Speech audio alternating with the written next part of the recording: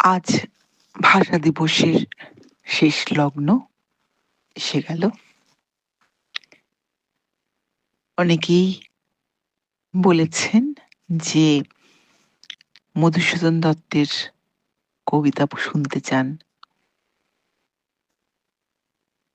তাই আমি ঠিক করলাম আরেকটি মধুসূদন দত্তের কবিতা,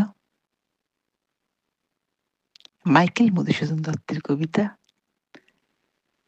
বাল্মীকি পড়ে শোনানোর চেষ্টা করব। এটিও চতুর্দশপদী কবিতা। বাল্মীকি, কবিতার নাম বাল্মীকি।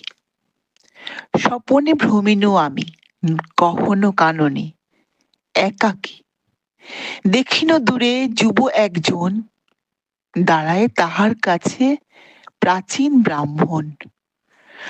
দ্রোণ যেন ভয় শূন্য কুরুক্ষেত্র রণে, চাহিস বুঝিতে মোরে কিসের কারণে? জিজ্ঞাসিলা দ্বিজবর মধুর বচনে, বোধি তোমা হরি আমি লব তব ধন।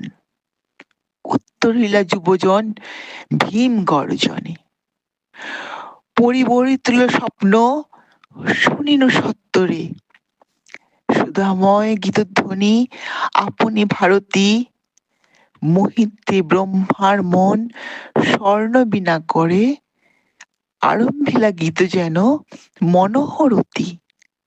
সে দুরন্ত যুবজন সে বৃদ্ধের বরে, হইল ভারত তব কবি কুলপতি। নমস্কার, শুভ রজনী।